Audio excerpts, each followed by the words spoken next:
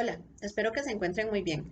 En este video vamos a hablar sobre el capítulo 5, Translating Text as Action, The Pragmatic Dimension in Context, de Hatimi Mason en Discourse and the Translator del año 1993.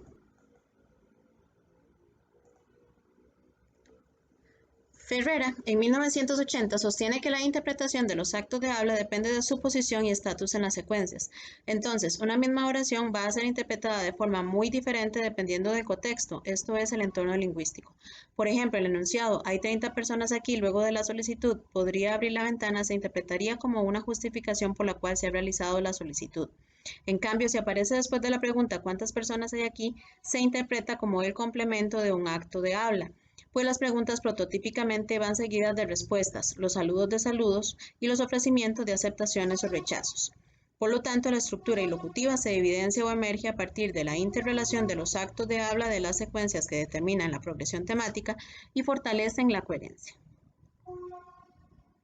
Para ejemplificar la importancia en la traducción de la fuerza ilocutiva, se nos brinda un ejemplo que contiene la descripción del inicio de una noche en África, como metáfora para ilustrar la situación precaria del Estado y de la nación de África. El fragmento seleccionado presenta el inicio de la noche, la aparición de las estrellas y luego pesimismo, de manera que se pasa del optimismo al pesimismo y la contraposición de ideas se logra por yuxtaposición. Acá se nos brindan tres posibles traducciones para demostrar cómo fácilmente se puede perder la fuerza elocutiva dependiendo de las selecciones lingüísticas que hagamos. En la primera traducción se inicia con la aparición de la noche, pero luego se dice que el cielo está engañosamente adornado por estrellas, es decir, nos revela el pesimismo antes de haber alcanzado la cima del optimismo. En la segunda traducción, las ideas están en un orden correcto, sin embargo, la relación implícita que hay entre las oraciones resulta poco clara. Esto se da tanto por la ausencia de un conector contraargumentativo como por la selección de un término semánticamente poco expresivo como misleading. Por último, en la tercera traducción, si bien hay algún tipo de participación del traductor en términos de creatividad, hay una traducción equivalente de los actos de habla. Inicio de la noche, el cielo se adorna de estrellas y engañoso. La contraposición de la última idea se hace explícita con el conector contraargumentativo de argumento fuerte, pero, por lo tanto, hay un paso adecuado del optimismo al pesimismo, razón por la cual es, según el criterio de los autores, la mejor de las tres traducciones. Los actos textuales emergen como efecto acumulativo de los actos de habla, muestran el estilo que predomina en el texto y llevan a respuestas específicas por parte del interlocutor. La deficiencia de la traducción se evidencia a partir del análisis del texto y no de sus elementos aislados. De haber un fallo en la traducción, el interlocutor no sabrá cuál es la respuesta que se espera de él ni cómo interpretar el significado global del texto. La traducción de los actos textuales requiere la identificación individual de los actos de habla, reconocer el papel perlocutivo del interlocutor lector y evaluar los enunciados en contexto. En el área de análisis de la conversación, se buscan patrones conversacionales reales tomando en cuenta el contexto. Esto representa un aporte para la traducción si se considera el texto escrito como un acto de comunicación. Interesa entonces medir la manifestación de la intención comunicativa del texto de origen, si ese es el objetivo, y la respuesta que genera, lo cual es más viable si se considera la traducción como proceso. También interesa en la interpretación aspectos como turnos de habla, pares adyacentes, preguntar, responder, ofrecer, aceptar, saludo, respuesta del saludo.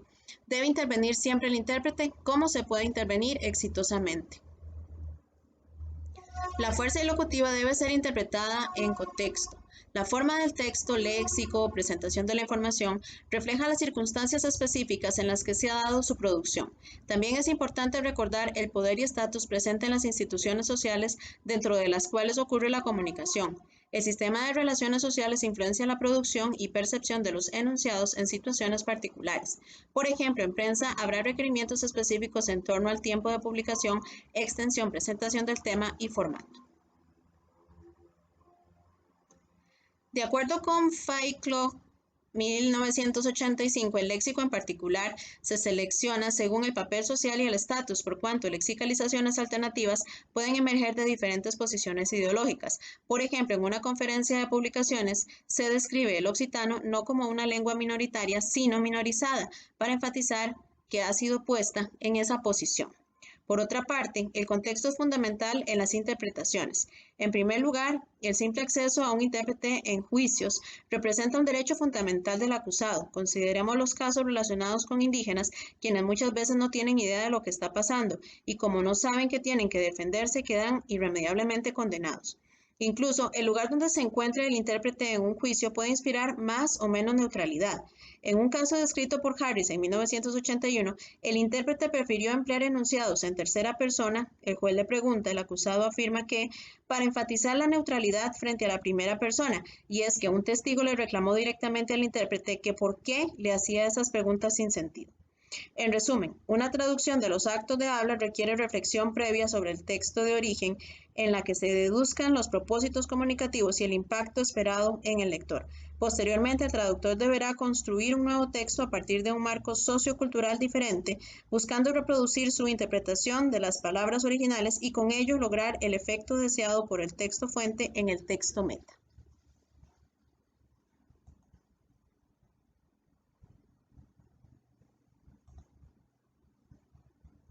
Muchas gracias a todos y todas por su atención y hasta luego.